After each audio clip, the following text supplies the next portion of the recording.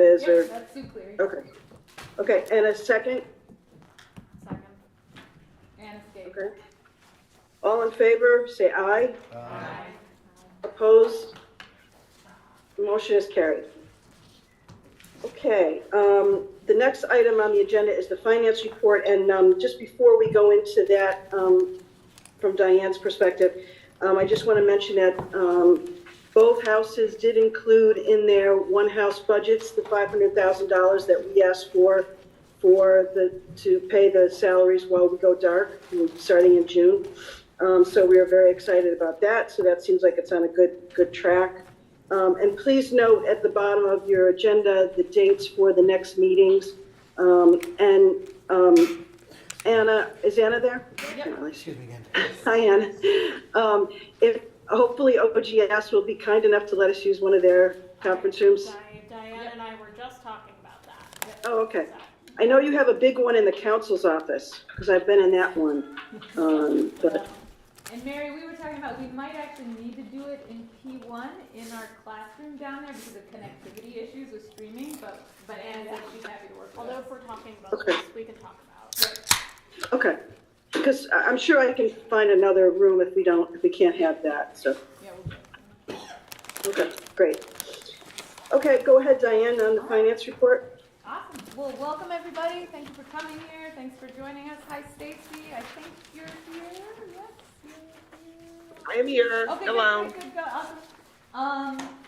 Okay, so today, the main point of this meeting really is to, present our budget for this next very unique fiscal year. But before we got into that, I did want to share our management report, which is really our P&L, to just, that has informed many of our decisions about projections and next budgeting. The activity report, let me know if you have any questions. This is what we provide at every meeting that just gives you a sense of the programming we're doing, how we're moving through things.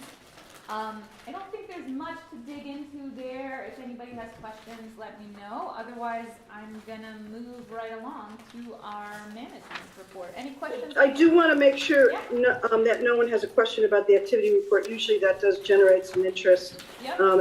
I saw that most of the ag presents did really, really well, with a couple of exceptions, but they did pretty well. Yeah, I mean, we're continuing to see, shocking, that marketing efforts work. But that's a big win. The other exciting news in that world is we have hired our first marketing associate who just started this week, actually. So Allie now has a person who's part-time. It's not a full-time job, but this is, again, most organizations of our size doing the amount of programming we're doing would have a whole marketing department. So this is kind of the incremental plan to build, and it's also tied to our new ticketing software as well as a new email software that we're going to work with, and essentially all of this is giving more data.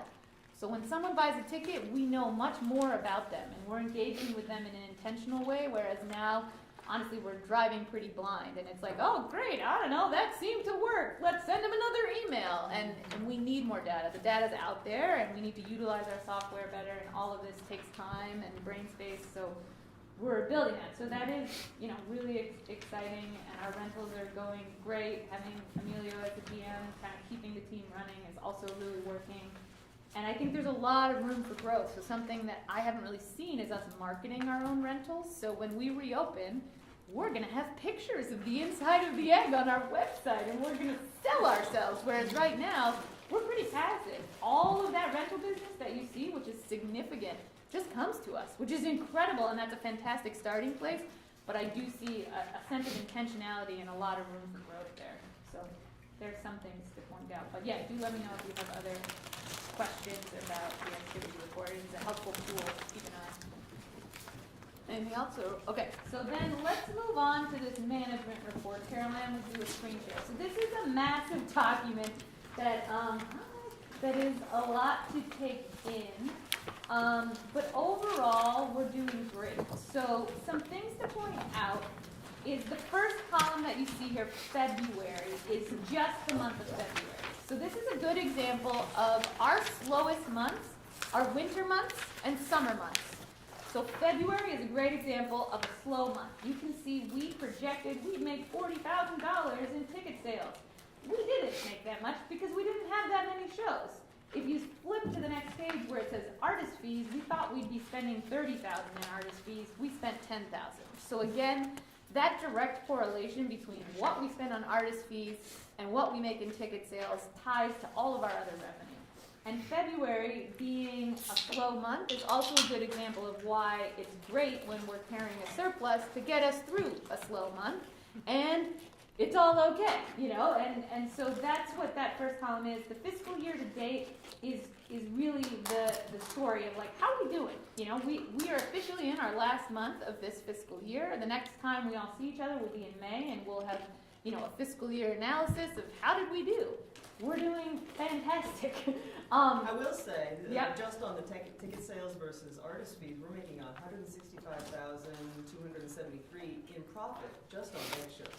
Yeah, which is great because again, like sort of industry standard in nonprofit performing arts is you want to make back what you spend on artist fees, and it's a pretty hard equation to even make a profit. You're hoping to cover your costs on ticket fees, on ticket sales, and then you make money on the ancillary. So that's merch, concessions, you know, other things. So that's fantastic that we're doing that. But you know, that's not going to happen all the time. So moving through fiscal year to date, if you go to the net is really kind of where it gets interesting, and we can dig into more detail, but to bring you to the net, we are currently at a $250,000 for the good surplus.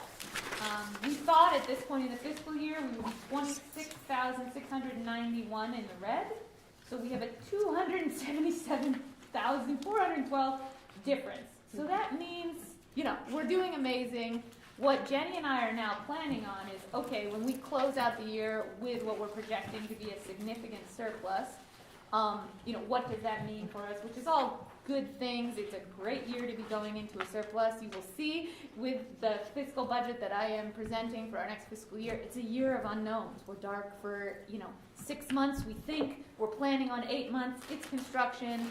So it's like a fantastic time to be closing out the year strong and to be putting that in the bank and also earmarking some of that surplus for some very needed projects that we need to invest in. But that's, you know, that's really, and then the next page is also interesting if you look at the statement of activity comparison, to look at, you know, where are we in terms of, you know, last year versus this year, and again, just overall, we're doing fantastic. So, are there any questions? I mean, there's a lot to dig into, but I also don't want to spend too much time on this because I do want to talk line by line on the next year's budget, but it's important that everybody here understands, okay, what are we walking into this next year, which is an incredibly unique year? What are we going to close out our books? And I can tell you March is a very strong month for us.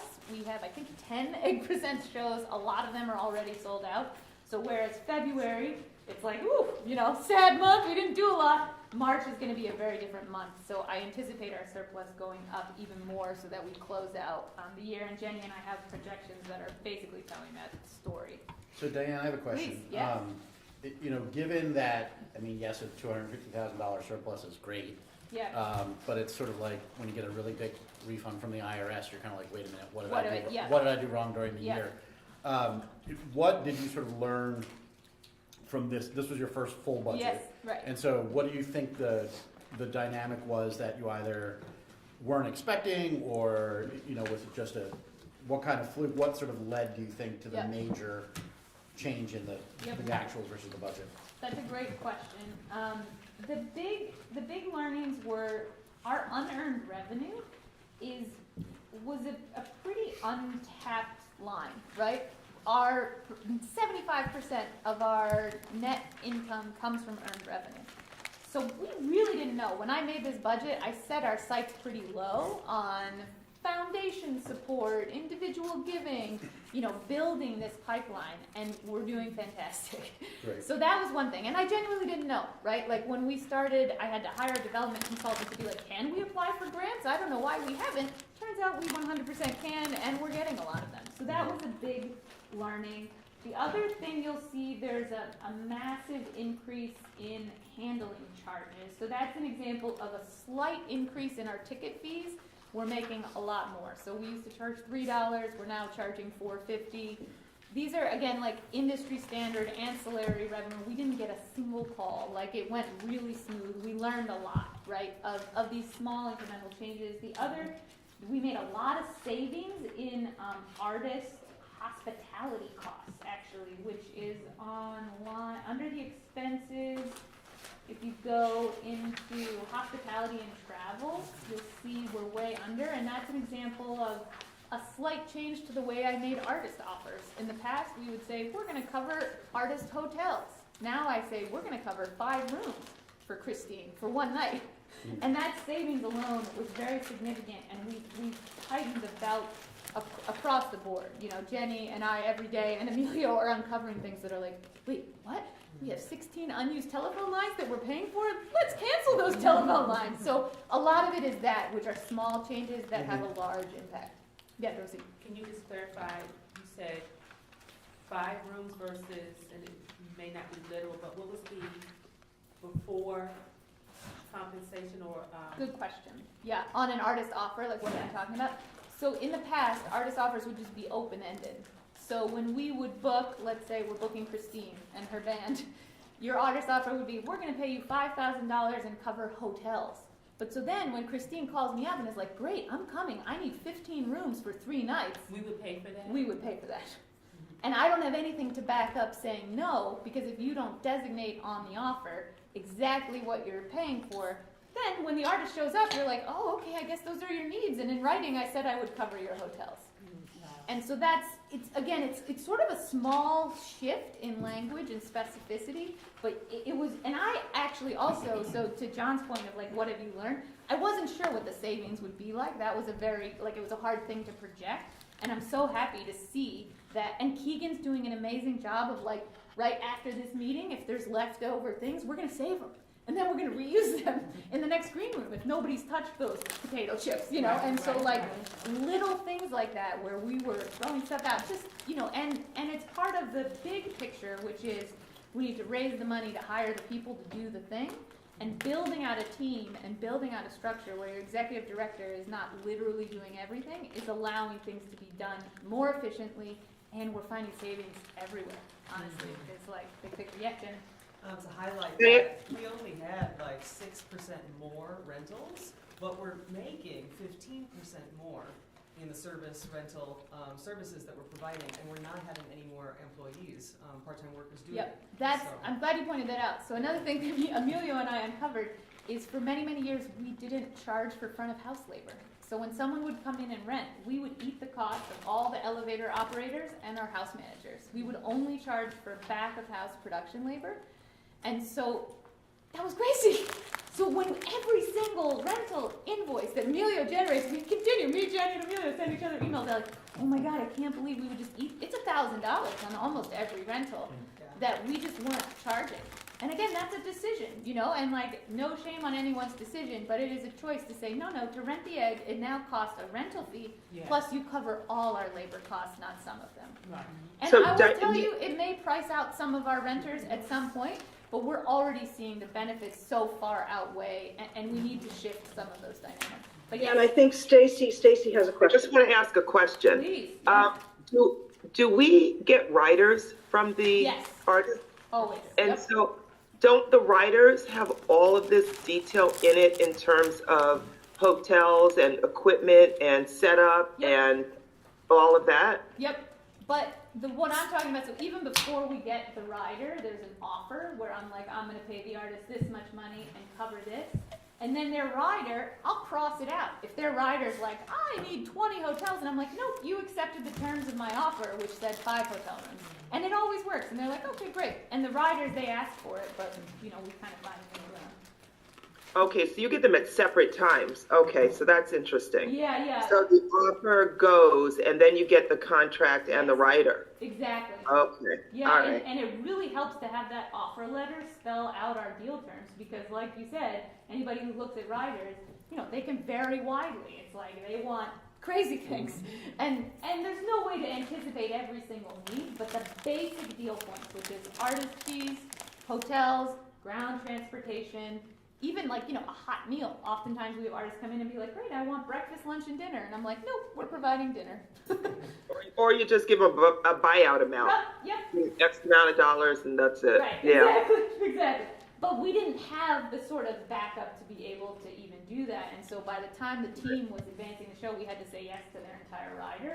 And so Got you it. can see the significant savings. And I will also happily report that all the artists are thrilled and we take care of them. It's not like they're leaving disgruntled. Yeah. It's just, it's really a choice and, again, tightening up the ship in a lot of ways. But that was a great question, Stacey. Thank you. Any other questions about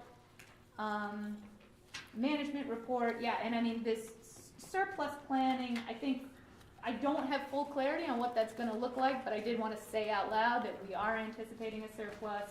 There will be post-retirement benefits that have to be factored in that we don't quite know what that'll look like, and I'm looking at Scott and Jenny because we get a call to try and anticipate some of those costs, but we'll dig into that at our next meeting. But it's really exciting, and to John's point of like the first budget that I've made, I've learned a lot. And I do want to get to the place where our budget is closer to, surplus is great, but hopefully, we're just closer to our mark. And honestly, next year's quite a wild card, so I anticipate next year also at the end of the fiscal year, we're going to be like, wow, we were wildly off in these places or right on in these places because there's so many unknowns, but we're getting there. We are getting there. Any other questions or anything that I left out, Jenny, that was super important to point out in the management report? I think I hit the big points. Great. Any other questions on just our management report? Okay, so the other thing I wanted to update everyone on is our audit.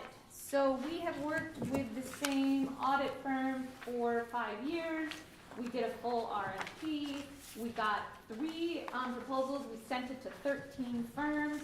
Jenny and I interviewed 2 firms. We are hiring Bonadia Group. They have the most experience in working with government authorities. It was really helpful to hear from them. One of the things that's important for us as a government entity, our final audit is due by June 30th. From what I can tell, we haven't hit that deadline in years, which probably is not the end of the world, but it was great to be working with Bonadio. And before we even said that in the call, they were like, oh, June 30th, let's do it. So what's important for everyone here to know is the process will be, we are going to present our audit to the Finance Committee in June. We have not nailed down a date, but Finance Committee, you're going to hear from us. We just need to get a little more clarity from the audit firm first before we pick a date. Then we are going to email the audit to this full board for review. And then we're going to meet in September about it, but the audit will essentially already be submitted because we're determined to try and make that deadline. So that's slightly different than what has happened in the past. At least since I've been here, we presented the audit in a very official way in September, which meant we didn't even submit the audit till, I think, October or something. We were way past the deadline. So We just submitted it to the comptroller's office. yeah, so that's sort of the They're main. probably used to it. Yeah, exactly. They are probably used to it, but so We we're were gonna. not the only state authority to be delinquent. There you go. Right. But so that any questions about that? That was really the main thing. Is like be on the lookout in June. You're going to see an email with a lengthy audit that you will receive electronically. So that's a slight change in our timeline. But any questions about any of that? Yeah. So will the audit firm present to the board? They'll present to the Finance Committee, and then they could come in September and present to the board. We could do that. I think we don't know if it will be fully necessary. We could decide, either way. But September, it's like at that point the audit will be complete, essentially. But they will be presenting to the Finance Committee for sure. I think in the past, the way it works is that the auditors do present the audit to the audit committees. In our case, it's the Finance Committee. Yep. And then the Finance Committee approves it, and then it gets sent on to the full board. Yep. So we will, I'm sort of anticipating your question, somebody's question, which may be, so why do we look at it in September if it's already done? But Diane, I think, we can send it out to people after June 30th and maybe even do a conference call if people want to take a look at it Yeah, for sure. or have questions. Yep. Yeah, and I asked, of course, like many of you, I serve on multiple boards. But my experience has been a representative from the firm will present also to the board, Mhm. not, for questions, Yep. talking about shifts and Totally. recommendations that they make. So it's not necessarily at that point to make changes, Mhm. but it could be food for thought moving forward and to get rationale in Yeah. terms of their approach to the audit. Yeah, I Okay, appreciate and that. often they do that in executive session too, right, Darcy? I mean, that was my experience at my former job, is that they would present to the board with the executive director there, but then the executive director would leave and they could talk to the board just in case there were ever any issues that they wanted to raise outside the presence of the executive director. Correct. Oh, great. Okay. All right, so we can plan on that, because thank you for that, Lindsay, that's good feedback. And it's one of the reasons I made it, because I was like, let's talk about it, because what I want to avoid is like, we're submitting our audit months late. So that was kind of, okay, great. Any other questions about audit update? Otherwise, I'm gonna hand it over to John, so we can get into the presentation of the fiscal 25-26. Great, thank you. Awesome. So there are 3 documents that I know Diane will probably be referring to, and I'm going to highlight, and then I'm going to hand it back to Diane to go through. The first is the page that's marked Budget Notes, the Egg Fiscal Year 25-26. Then you'll also see the Egg Proposed 25-26 Budget, the 2-sheeter. And then the proposed 25-26 budget broken down monthly. And obviously the sort of elephant in the room that everybody's already aware about is that you'll see in the middle of the monthly, there's a big white box. And that is because after many, many years, and we are going to be moving forward with the OGS renovation of the Egg. As you recall, this board had extensive discussions about whether or not to do it piecemeal or whether or not to do it all at once. We were under we all agreed that we were going to do it all at once. And so off we go, starting at the end of June 2025 through hopefully not March 2026, but Yes. but we are going to budget for that. As my wife says, our 2-week bathroom renovation just finished after 8 weeks, so I am well aware of that. And the guy came every day too, so I don't really know what happened there.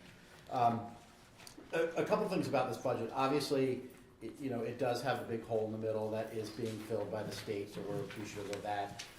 This will be a wonky budget, but I think the Finance Committee is confident that Diane and her team took into account all of the various scenarios moving forward, and that she's building on her first, obviously very successful budget, full budget year, with now just another odd budget year. But, so maybe your third year will be Yeah, looking forward to that third year, your yo. first normal budget, your first normal budget year.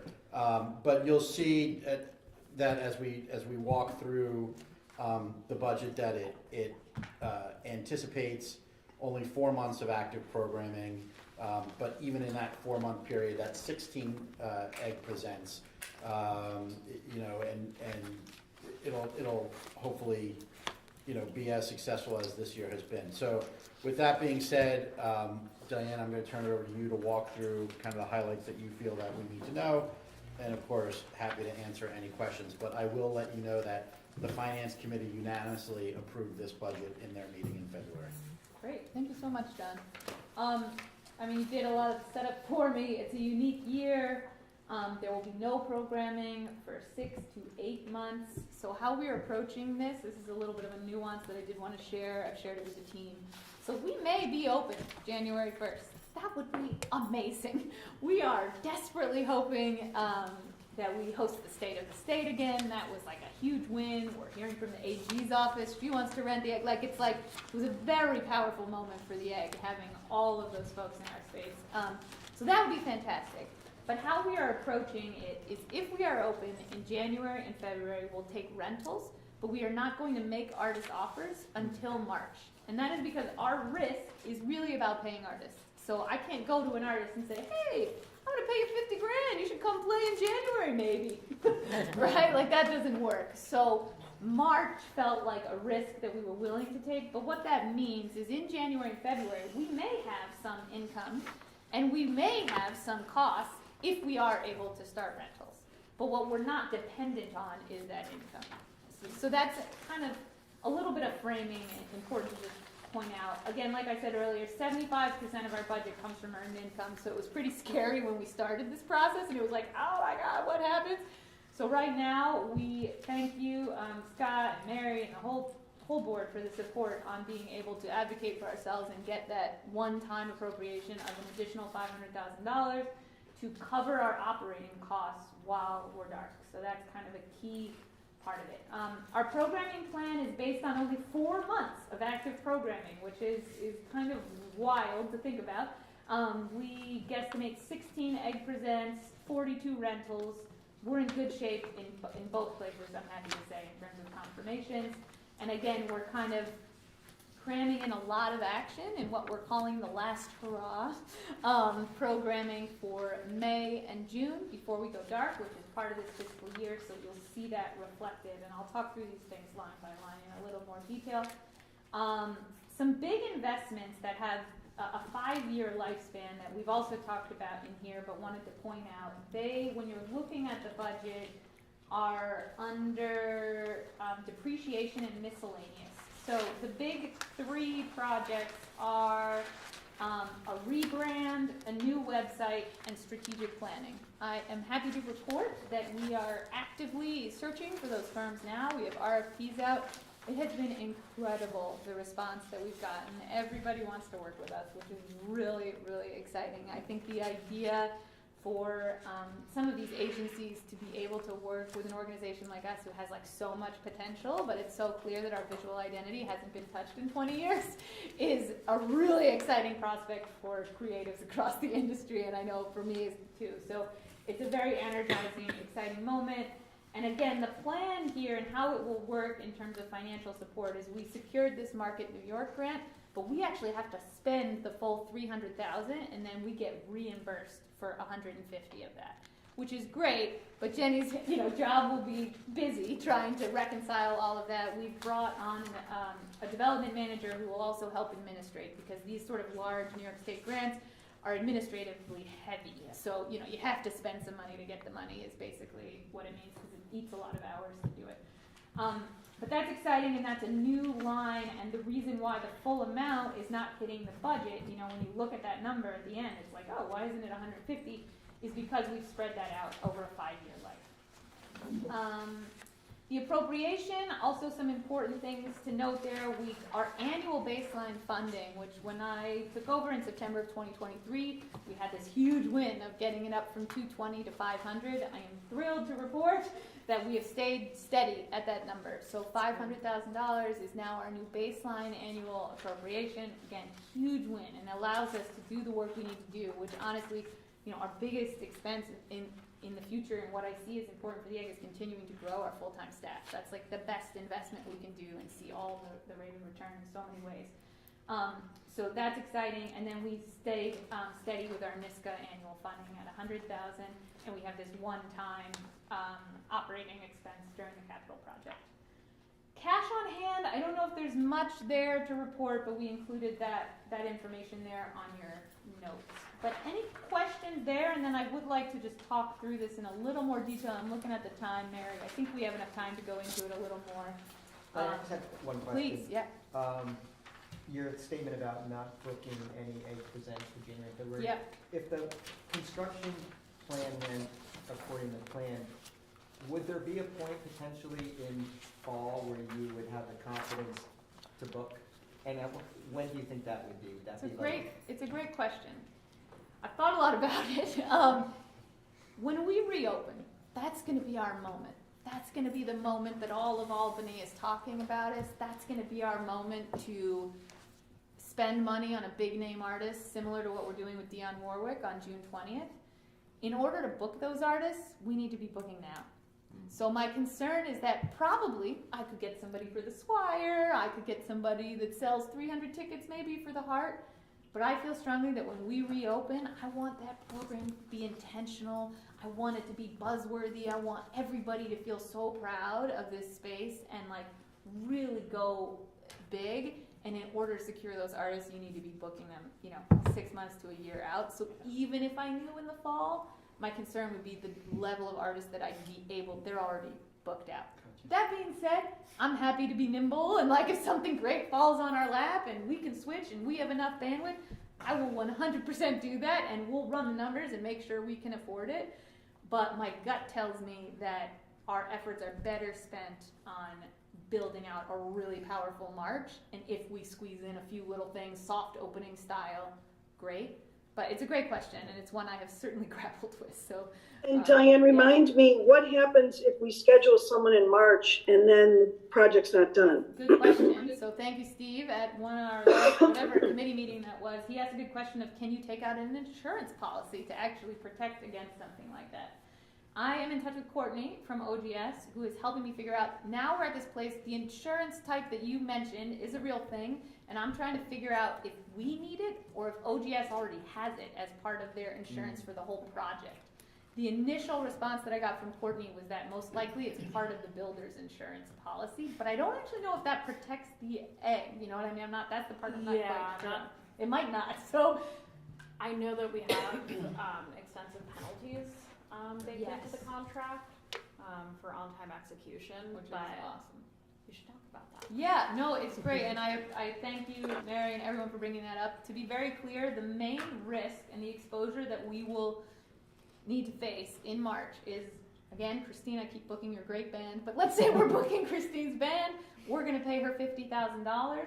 Once we make that commitment, Stacy knows better than anybody, like you sign that contract, you're committed. That artist said no to other gigs, so we are then on the hook for paying that artist fee whether the show happens or not, potentially. Maybe we could cancel and argue our way out of it and save some money, but we're probably gonna owe that artist something. We won't incur other costs, right? So like our staff and everything else, we would have enough time to be like, but that artist fee is really at the center of what our risk and exposure is. And I would say that's the question that I'm trying to get clarity on. Does it make sense to take out an insurance policy? Can we even? Because we're not the builder. That was the other kind of response that I got from Courtney. So if anyone here has expertise in this world, please help me. And I will continue to push on. Steve, Scott Palladino's looking at me. Let me just say, and Stacy, see if you think I'm right. I'm going to guess that the OGS policy would not cover an artist getting his full fee, because the OGS insurance policy is probably boilerplate language that doesn't anticipate a situation where, because the job isn't done, someone's actually losing money on an act, at a performance venue. Yeah. Probably a general liability policy. Yeah, so, yeah. So let me check with some of my contacts in the insurance world, and Stacy has some too, and just see if anyone knows of a broker that we could go to for coverage like this. Can I ask the question generally, Diane? When are they canceled? What's the cause of the cancellation? The cause of the cancellation would be if our building isn't open, like if we're not ready to be open to the public in March. Like that's the risk, right? Is that we gave ourselves this 2-month sort of window, but construction can have, maybe we don't open till April or May, I don't know. And at a certain point, we're gonna have to, put offers out and and book some stuff, or we're gonna miss this incredible once in an institution's lifetime opportunity to really open the door. Well, I had just a thought about this, which is you could still do like a grand opening or reopening that's not in March. Yep. Because it's, the publicity itself will make it look like this is Totally. the official Absolutely. reopening. When you have the other ones, you can consider soft opening. Yep. For sure. Just because I'm one of the more cynical maybe members of the board about working with government, having worked in government my whole life. I'm very concerned that we make offers for March. Okay. I mean, we'll know much better as the project is going. Yep. Whether or not we're gonna, things are on time. But I don't want people to be surprised if there are issues. this is an old building. I mean, I don't know Yeah. when's the last time they dug into the wall. And it's a massive project. There Yeah. are sprinklers in the ceiling, so that's better than the tower. We're buildings out of canvas. Oh, yes, that's true. So, Yeah, where we had to have people come and spread tar because there was water pouring into the windows. Perfect, cool. Yeah, Yeah. so, mhm. Yeah, no, I mean, I think, Yeah, so it's where not- we are it's now not is, knocking you guys. I just, yeah, I don't want us to jump the gun and be, sure. Unprepared. Yeah, yeah, and I mean, it's guesswork in a lot of ways. So where we are right now in the process is I'm actively talking to artists about March. I have not actually put out an offer, but I will tell you I'm very close to that. And I think if we don't do that, at a certain point, we're just gonna miss out on chances to book really special things. But yeah, it's at a certain point we're gonna have to take some risks and guess. Yes, Jen. I would like to point out, I thought it was super smart that you put in a 1% contingency line in the expenses way down at the bottom. Obviously, we couldn't be so prepared as to put like $50,000 worth of contingency, but we did put over 21 grand, and that's good because we have a new ticketing system coming, and maybe we will incur maybe more than 1 month of credit card charges from the old system. We just don't know. Yeah. We don't know how smooth that transition is going to be. Yep. Another question. Please. And maybe it's following from what Scott's saying. Is there a way to lessen the risk by the way the construction is completed such that it's possible that it wouldn't be 100% complete and you can still reopen? I think we won't know. So part of the problem is when we started this whole process, it was like, oh, well, maybe we can keep doing shows in the Swire. Maybe we could keep doing shows. It's such a, like, literally they're ripping up the carpet we're sitting on. They're taking down the ceilings to install new fire suppression. They're redoing the bathrooms. So I don't know. I mean, I don't know when we'd even have the answer to that question because it's pretty massive. would it be helpful at some point to have our design and construction folks in to walk through the construction schedule in for May. so we're Oh, Anna, that would be incredible. That would That's be such a great. good idea. Yeah. Let's do that in May, because that would Perfect. be before we go dark. I Yeah. love that. Yeah. And let's get into it and come to the questions, because they've certainly heard this from us, which is why they incur Yeah. these tough penalties for every single day they go over. But I think it would probably help all of us to be able to hear in their own words what it means, because that's a great detailed question that I am not an engineer or know the answer to at all. I think, and I would just add that it Please. adds a different level of accountability. If it's a phase-in approach, and some concrete deliverables per each phase, in that way, we are not assuming a lot of risk in that regard if they're not done. You talk about the soft opening, I think it's a great idea, maybe even doing multiple soft openings, given that we have such unique pockets who, just in my experiences coming here, Yes, absolutely. maybe there's some niche markets that we can tap into, but what I found is that word of mouth still works, and so Totally. we have groups coming in for a soft opening, they then can go out and talk about the new space and how amazing it looks, and you should come back for the grand opening. I think it gives us a longer runway to promote the grand opening while still exposing different niche markets to our new space. Yep. Gets a buzz going. Yeah, and I'll say that's kind of exactly how we're approaching this last hurrah programming, some of which has been announced, but most of it hasn't. So next week we're gonna announce we have 10,000 Maniacs on May 31st, and then we have Dionne Warwick on June 20th. So that's like a month, and we're hoping exactly what you just described is happening.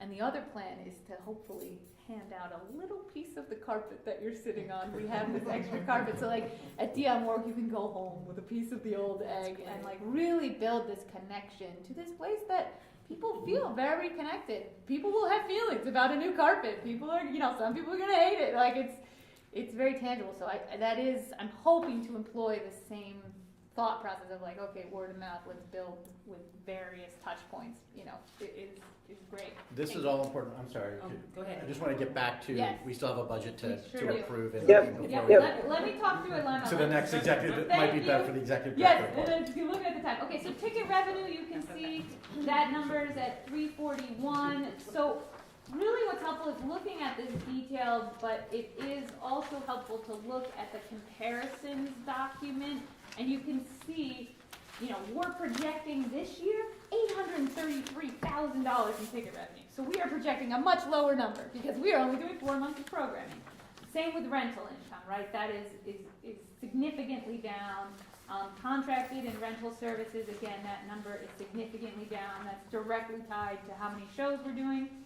Unearned revenue, that number is also down. We are going to extend everyone's membership by 6 months so that if you're a member, it doesn't just expire and we forget about you, but that means our revenue will be down for that. We are going to launch a seat campaign where you can buy a plaque on the new chair, which is really exciting, and we're hoping to launch that in June. But that's brand new territory for the egg. We've never done anything like it. So who knows what we'll make, but we projected 31,000, which feels pretty safe. We originally projected 60,000, but we brought it down to 31. Underwriting corporate community contributions, that $30,000 number is actually a payment from Tixer, our new ticketing software. So that's kind of a guaranteed income, which is great.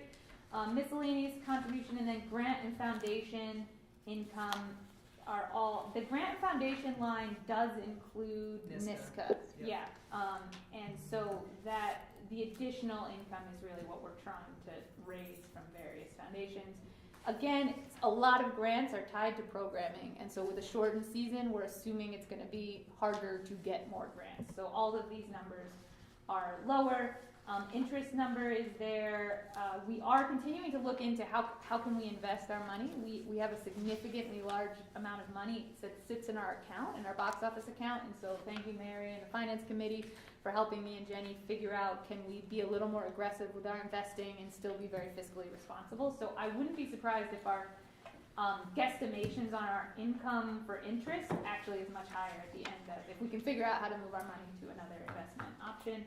The capital project operating income is this one-time appropriation, that $500,000 number. Full-time and part-time salaries are remaining pretty static. We are not adding any more full-time positions. We will be paying our full-time staff the whole time of the dark period. We will all be very busy, I assure you. I can give you a list of what everyone's doing if you'd like. But this is, again, a gift to have this time to do the deep work that we need to as an institution. Our part-time salaries number is much lower because, again, the majority of our part-time salary costs are directly tied to shows. That's our production staff, et cetera. So that won't be a cost. You can see those numbers. Diane, can I just mention one thing while I'm thinking of it? You and I talked about this. I do think, and this is your job to kind of figure this out, but I just want to make the suggestion that since we're going to be dark for that amount of time, and since many of the staff at the Egg are used to working odd hours, that you come up with some kind of plan for when people are going to be in the office and what their hours are going to be. Yep. So we've already been talking about it as a staff. We will be working on a 9 to 5 schedule. So currently we're kind of all over the place. You know, some folks come in at 2 and work till midnight or whatever. Everyone will be on a 9 to 5. We'll continue to have our staff meetings and be in the office, you know, when we intersect in that way. So thank you for Mary for bringing that up. I think it will actually be really nice because a lot of us like barely get to see each other, so it'll be this kind of nice time where you can yell down the hall and say, hey, what about this? Which happens now for our office staff, you know, who are in the office, and we all G-chat with each other all day. But it'll be. Is that going to be 5 days a week, or 3 days a week? Well, it'll be 5. We're going to be working on a 9 to 5 schedule, but we have not set a you have to be in the office for a certain number of days yet. Okay. Administration expenses, full-time salary, we talked about that. Benefits, artist fees. So something to point out there, you'll see a much larger number, 88,000 for June and March. And that is directly tied with the last hurrah programming and the reopening programming. I'm anticipating spending more in those months. Again, those are guesses that are then tied to ticket sales, so we could spend a lot more and sell a lot more in ticket sales, great. We could spend less and make less, you know, those could shift slightly. Marketing continues to be an area for investment. I feel strongly we need to continue to invest in this. Like literally every Facebook ad we do sells significant number of tickets. And Ally's just doing great work. So we're gonna continue to grow this number, continue to invest in our marketing and make sure we're talking about what we're doing. Los Lobos is actually a great example of they've played the Egg 4 times. This is the 4th time and we almost sold it out. And it was purely due to our marketing. It was the same band. You know, the last time they played, we sold, I think, 300 more tickets this time. So it's significant. Like the word of mouth is real. When people are talking about it and feel excited and they want to be here, the concept of you come here for more than just what's on our stage is real. And we're seeing those in like real time. So that's exciting. Diane, I'm going to try to shorten this up. Are there Thank some you. other items there you want to, because we're Yep. running. I think that's really it. We talked about depreciation, miscellaneous. The only other thing I really want to point out is look at those beautiful zeros under OGS rental. Thank you, Anna, for advocating for us. That's a huge savings and a key part to making this whole budget work is that we're not bleeding money on rent while we're dark. So thank you to everybody for their support. But then you can see, so we budgeted a net 0 budget. And yeah, that's really, and the contingency, Jenny, I did want to make sure we talked about this. So I was shocked when I took over that we didn't have a contingency line. Every nonprofit I've worked at always has a contingency of some sort. It's always going to be an unanticipated cost. So we added in a 1% contingency, which you can see is $21,000. And, you know, that's just a helpful, fiscally responsible tool to have. Okay, so that was a lot. Any questions about, the budget? I appreciate the questions as we got into it and the thought process from everybody. The other versions of the budget, you know, it's helpful to look at, okay, what are our projected actuals right now versus where we are. This is a weird year though, so it's not so helpful as normally it would be a little more informative. And yeah, the other comparisons document is also just interesting to look at as we're, you know, and we spent a lot of time doing this deep work of like, okay, like where should this number be, where can we be, and looking at these numbers in real time. Any questions? Yeah, any questions? Asked already? John, do you want to call for the motion or? Sure, so there is, we're making a motion from committee to approve the 2025-2026 fiscal budget. Because it's a motion from committee, it does not require a second. But if there is any further discussion. Okay, Madam Chairman, you can call the vote. All in favor? Aye. Opposed? Motion is carried. Thank you. Thank you. All right, so let's finish out. The next item is the executive director's report. So Diane included as an addendum to your agenda a little more detail about this stuff. So if you have questions about that, certainly, you know, feel free to ask Diane. But she's just going to talk about a couple of the items on here, some of which we've already sort of discussed. But go ahead, Diane. Great, thanks. Dionne Warwick, mark your calendars. I hope you can almost all of us, be together June 20th. We're going to try this champagne toast. So this is kind of like, again, building a pipeline of donors and people who are invested in the Egg, and with a low bar to entry, right? This is not an extravagant gala where we're spending $150 a head on a dinner. This is a moment to come together. And essentially it's an add-on. So anyone that wants to come to the Champagne Toast needs to buy a regular ticket to Dionne Warwick, and then they can opt in to the Champagne Toast. I am hoping that the board and all of us sort of activates our networks. We will get you a pretty little invite that you can then forward to friends with a ticketing link.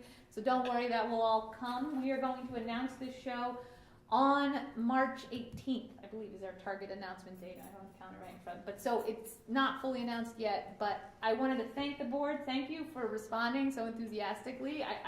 This is new territory for the egg. From what I can tell, we haven't done a big fancy thing like this. So even just hearing from all of you saying, yes, this sounds great, was really helpful to me to be like, let's do this. So I'm excited about that. $400 million investment. Everybody's talking about it. I just wanted to report, and Anna, you might want to jump in and add more detail here. The commissioner is certainly very involved with this. It was a great first meeting. I know John also attended one. Dorsey, I'm sure you've been to a zillion of them.